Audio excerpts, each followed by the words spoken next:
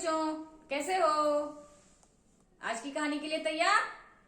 तो चलिए शुरू करते हैं आज की कहानी। आज की कहानी है हमारी कबूतर और बहेलिया। देखते हैं भाई कबूतर और बहेलिया में क्या होता है। भाई एक जंगल था और उस जंगल में बहुत बड़ा एक पेड़ था। उस पेड़ का नाम मतलब बरगद का पेड़ था वो। तो उस बरगद के पेड़ पे इतना बड़ा पेड़ था कि इतने सारे कम से कम हजारों कबूतर उस पे रहते थे। क्योंकि आप जानते हो ना उसकी ये मोटी मोटी डालें होती हैं।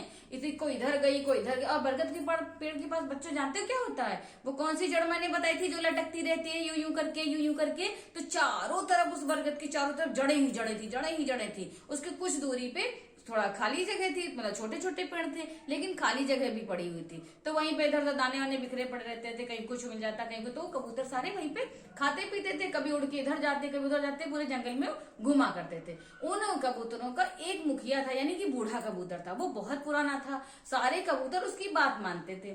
तो वो जो है हमेशा समय समय पर सबको आगाह करता रहता है कि भाई देखो, आगाह का मतलब समझते हो? आगाह का मतलब होता है उनको अलर्ट समझदार, मतलब बताया करता था कि देखो तुम लोग ये काम मत करना वो काम मत करना। उनको मतलब सूचना दिया करता था, समय समय पर बताया करता था कि ये काम करना चाहिए ये काम नहीं करना चाहिए। तो समझ में आया बच्चों? ठीक है। तो आगाह का मतलब तो समय समय पर सबको बताया करता था कि देखो बच्चों, तुम लोग हमसे छोटे हो, मैंने बहुत दिनों से यहाँ पे रह करके सब चीजें जान ली कि कौन अच्छा है कौन बुरा है, यहाँ जाना चाहिए इस रास्ते पे इस रास्ते पे नहीं जाना चाहिए। अगर वो ऐसे करेंगे तो सही रहेंगे, अगर बात आप लोग नहीं मानोगे तो फिर कभी ना कभी कोई खतरा हो सकता है। तो इस तरह से उनकी जिंदगी बड़े आराम से कट रही थी। तो कभी कबूतर इस दिशा में, कभी पूर्व दिशा, कभी पश्चिम दिशा, सब करके ऐसे जाते थे। उन लोगों का मित्र जो है एक मतलब और दूसरा भी कबूतर था, वो दूसरी जगह पे रहता था। ठीक है बच्चों। तो वो मतलब वो जो जैसे बरगद का पेड़ इस जगह पे था जंगल के, तो दूसरा ही वैसा ही पेड़ एक दूसरे सिरे पे था जंगल के। तो काफी दूर था लेकिन था वहीं पे ही। कबूतर आ जा सकते थे, कभी वो वहां जाते तो कभी यहाँ थे। एक दिन की बात, वो बूढ़ा कबूतर कहीं गया हुआ था उन्हीं से मिलने, दूसरे कबूतरों से। वो जहाँ पे दूसरा पेड़ था वहां पे गया हुआ था। और ये जो उसके दूसरे साथी कबूतर थे छोटे वाले, वो सब पेड़ पे थे, वो दाने की तलाश में इधर उधर भटक रहे थे। तो वही कुछ दूरी पे, बरगद के पेड़ के कुछ दूरी पे देखा बहुत सारे दाने बिखरे पड़े हैं।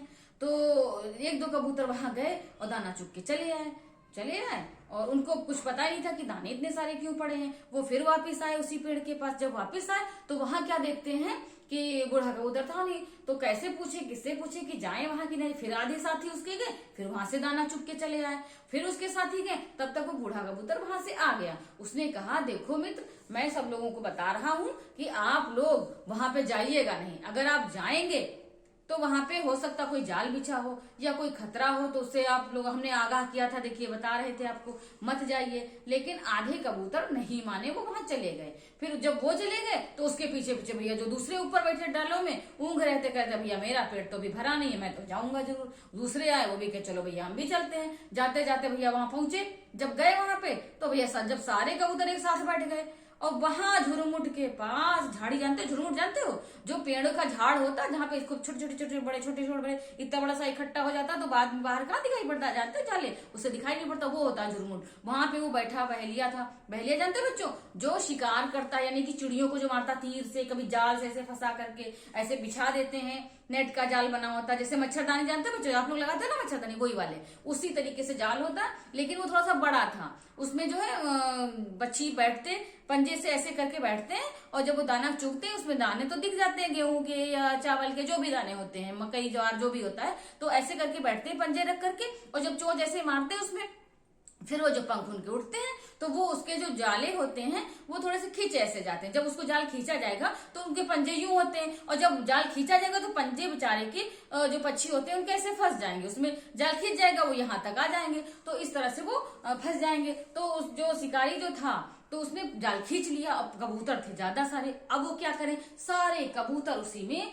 फड़फड़ाने लगे क्योंकि वो जाल से उसके पंजे भर फंस गए। वो यूं यूं यूं यूं करके पंख फड़फड़ा रहे कि अब क्या हो अपने। फिर आवाज लगा, अरे दद्दू मुझे मुझे बचाइए, आपने बताया था लेकिन हमने आपकी बात नहीं मानी और देखिए हमारा क्या हाल हुआ। अरे दद्दू सुनिए मुझे बचाइए। और दद्दू कबूतर धीरे धीरे धीरे धीरे धीरे धीरे उड़ते जा रहे क्योंकि वो तो भाई बेचारे बूढ़े हो चुके। कहा तुमसे कहा था मैंने, हमारी बात नहीं मानी, हमने सबको पहले आगाह किया था, अगर दाने हैं तो वहां होगा जरूर कुछ। अगर नहीं कुछ है तो दाने आए कहां से? पहले तो दिमाग लगाते, अरे दद्दू हमसे गलती हो गई, मुझे माफ कर दीजिए, नहीं अब तो मुझे बताइए, अब हम आपका हमेशा कहना मानेंगे। बेचारे कबूतर गिड़गिड़ाने लगे। अब दद्दू को थोड़ी दया आ गई, बोला अरे हैं तो हमारे ही साथी, कुछ तो करना चाहिए।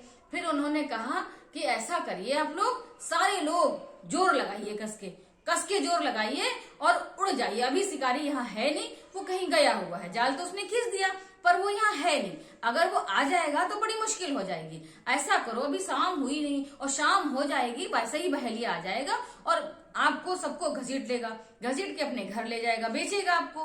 ठीक है, तो आप लोग ऐसा करो कि सारे लोग एकदम से फड़फड़ा के उड़िए और जहां मैं बता रहा हूं वहां चलिए। तो कहना ठीक है दद्दू, आप चलो आगे आगे, हम कोशिश करते हैं।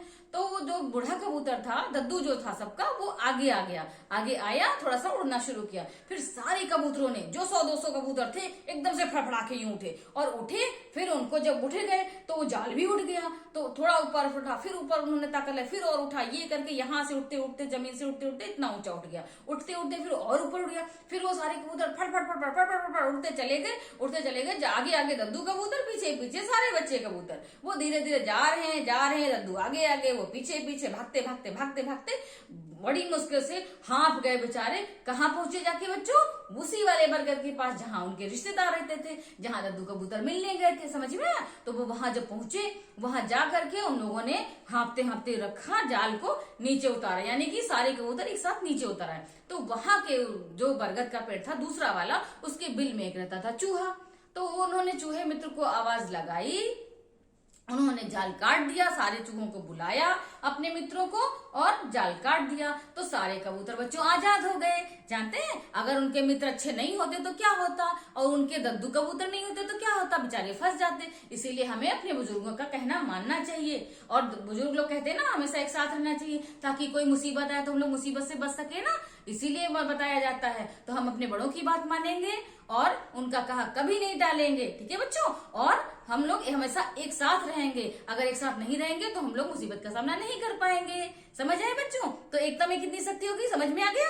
तो चलिए आज की कहानी यहीं पे खत्म होती और हम लोग मिलेंगे कल एक नई कहानी के साथ। तब तक के लिए बच्चों बाय बाय।